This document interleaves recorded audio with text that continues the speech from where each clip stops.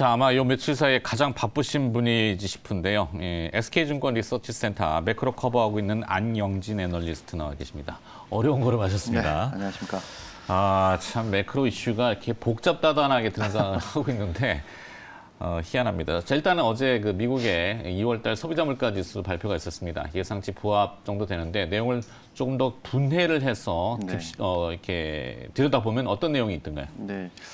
일단 두 가지로 크게는 구분을 해봐야 될 것 같은데 첫 번째는 기대 대비한, 그러니까 컨센서스에 부합했다라는 내용이 왜 좋은지, 그다음에 두 번째로는 내용상으로 어떤 내용들이 있었고 지금까지 인플레이션에 대해서 걱정스럽게 봤던 것들을 어떻게 봐야 되는지, 이 두 가지로 말씀을 드리면, 일단 첫 번째로 시장 입장에서 보면 기대에 부합했다라는 내용이 가장 의미 있게 다가옵니다. 왜냐하면 최근에 며칠 동안 지금 뭐 미국의 SVB 은행, 그러니까 실리콘밸리 은행발, 뱅크런 이런 것들이 시장을 짓눌렀었고, 네. 그 다음에 기존의 어떤 연준의 통화 정책과 관련해서 급작스럽게 많이 상황이 바뀌었기 때문에 이렇게 혼란스러운 상황에서는 어찌 보면 가장 무난한 결과가 가장 베스트의 결과일 수도 있겠다. 그래서 가장 혼란스럽지 않은 예상에 부합한 결과가 나왔다는 측면에서 보면 어쨌든 정책 당국에서도 봉합을 좀 하는 국면이고, 엊그제 같은 경우에 많이 빠졌던 것과 대비했을 때 가장 관심을 모았던 이 CPI가 예상에 부합하는 결과가 네. 결국 주식시장의 반등을 이끌어냈다라는 부분이 특징적인 부분이었고요. 네. 두 번째 포인트가 이제 실제로 내용 면에서는 어땠는지를 봐야 되는데, 그렇죠. 어제 주가가 오른 것만큼이나 금리도 올랐습니다. 네. 근데 금리가 오른 이유는 결국 이번 3월 FOMC에서 뭐 동결에 대한 얘기도 있지만 결국은 추가적인 금리 인상은 해야 된다.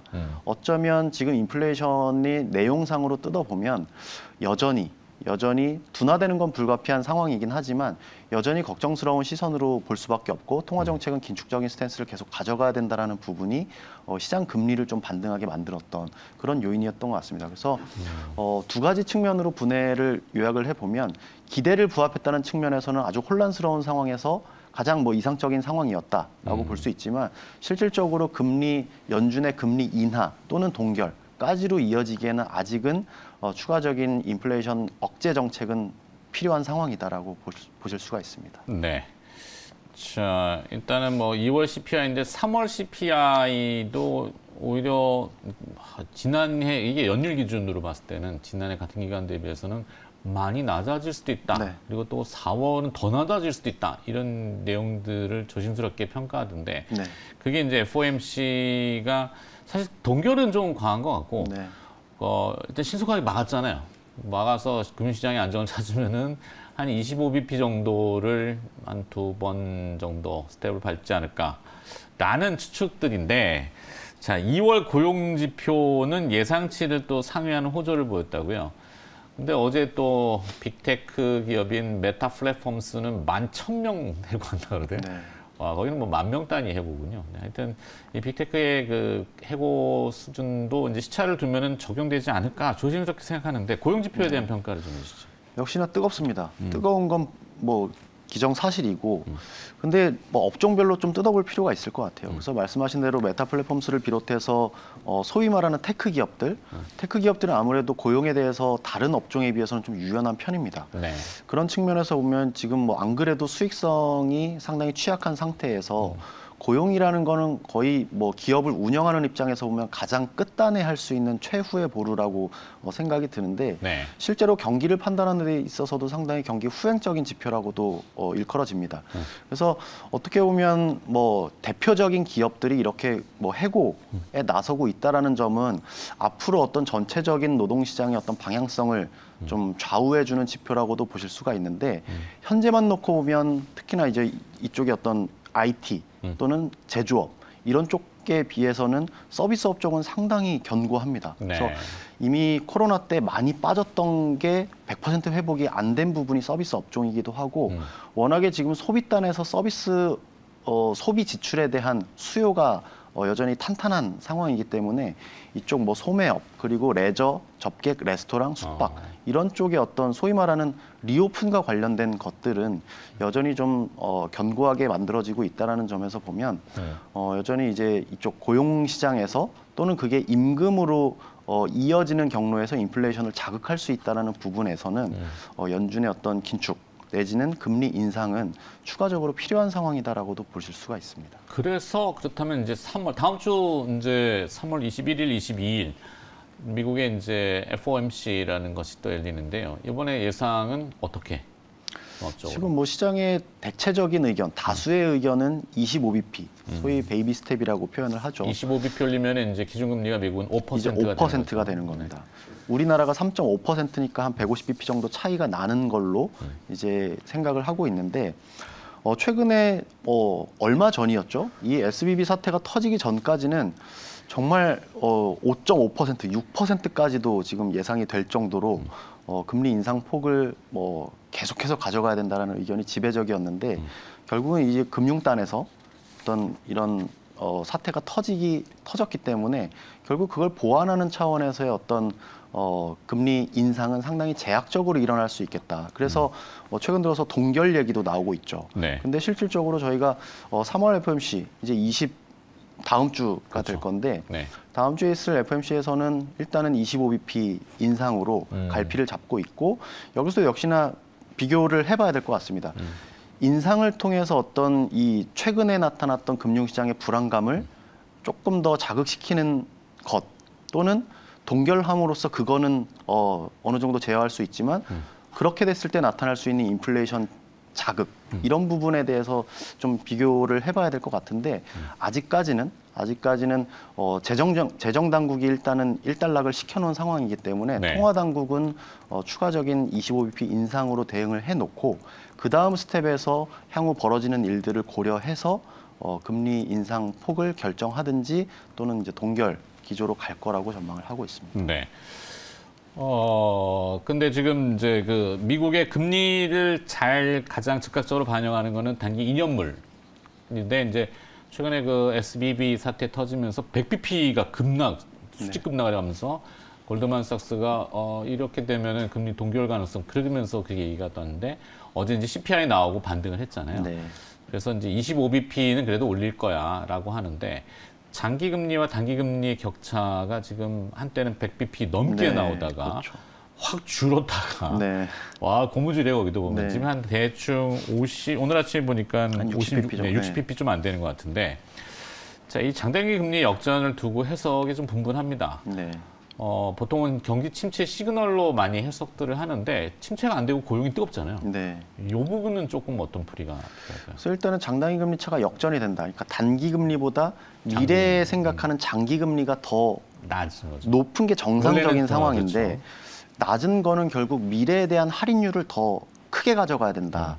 결국은 무슨 얘기냐면 미래에 대한 성장에 대한 기대감이 낮아질 수밖에 없다라는 게 소위 말하는 경기 침체에 대한 시그널로 인식을 하곤 하는데 최근에 이 금리가 사실은 이 적절한 수요를 반영한 게 뭐 지난 20-30년 동안의 이제 흐름이었다면 최근에는 이제 인플레이션이라는 예기치 못한 40년 만에 오는 이런 상황들을 대처하기 위해서 연준이 금리를 빠르게 올리고 있는 상황이기 때문에 일반적인 경우에서 소위 뭐 50bp 또는 100bp 이런 걸로 판단을 하기엔 좀 어려움이 있습니다. 다만 그 변화하는 방향을 보고 저희가 예상을 해보건데 어떤 수요에 대해서는 조금 더 보수적으로 볼 필요는 있겠다. 지금은 뜨거울지언정 저희가 향후 진행되는 경로에 대해서는 조금 수요가 둔화되는 궤적으로 생각해 볼 필요가 있겠고 그렇게 되면서 지금 인플레이션을 억제하기 위해서 금리는 올리지만 결국 이게 속도 조절에 나서고 금리 인상을 멈추고 급기야 인하를 해야 되겠다는 이야기가 나오는 건 결국 이 수요에 대응하기 위한 것도 분명히 있겠죠. 그래서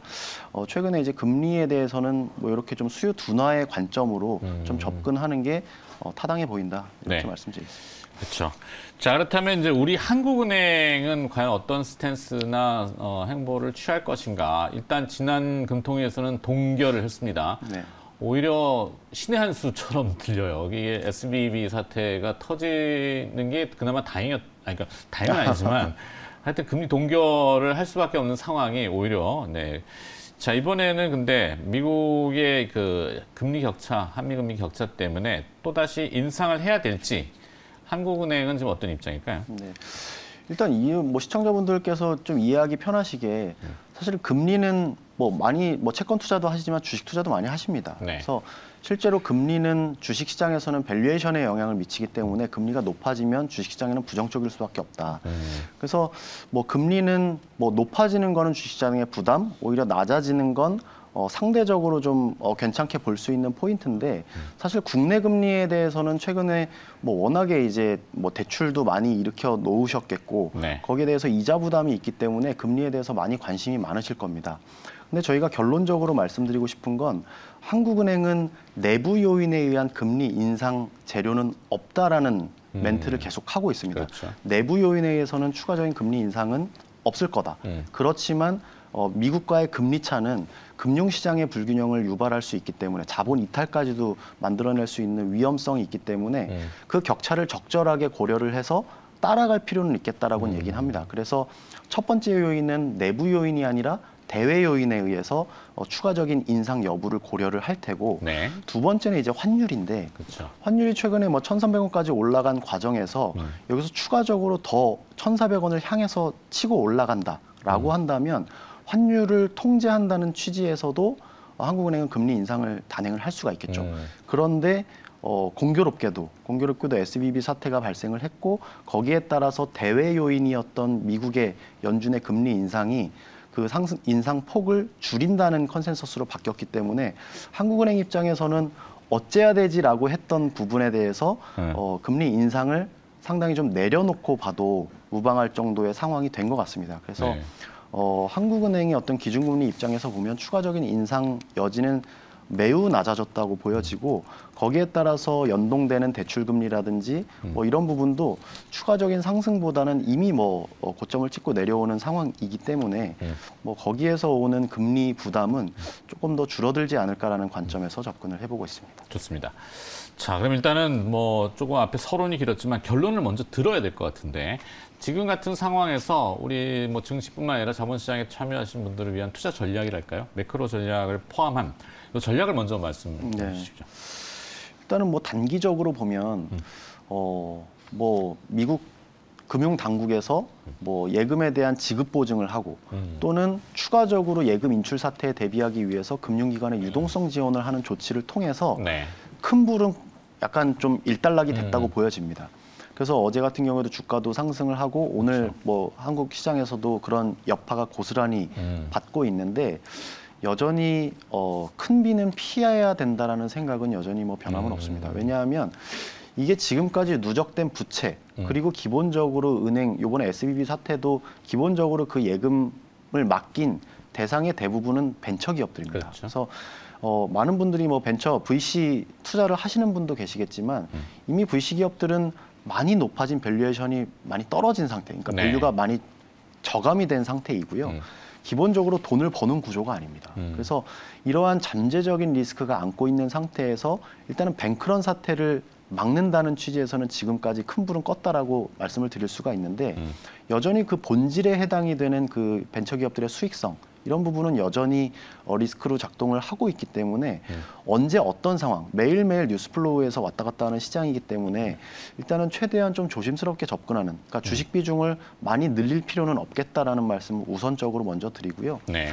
원체 최근에 한국 시장에 대한 밸류에이션 부담이 있는 상태였기 때문에 가격이 목에 차면은 차익 실현에 대한 빌미가 항상 그렇죠. 들게 마련이고 네. 외국인들 입장에서도 최근에 이제 미국에서 부각되는 이슈 때문에 한국에서 좀 이탈하는 경향들을 보이고 있습니다. 그래서 이런 부분들은 단기적으로 마치 울고 싶은데 뺨 맞은 격이라고 볼 수가 있을 정도로 일단은 좀 보수적인 대응이 좀 필요한 구간이라고 생각이 되고요.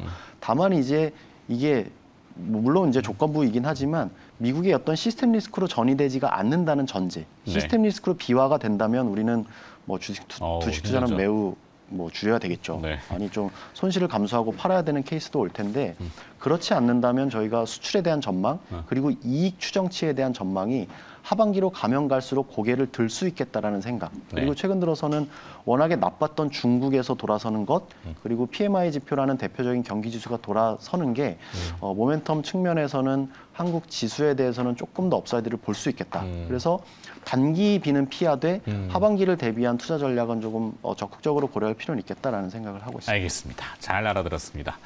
자, 매크로를 포함한 시장 전략을 들어봤고요. SK증권 리서치센터 매크로 커버하고 있는 안영진 애널리스트였습니다. 고맙습니다. 고맙습니다.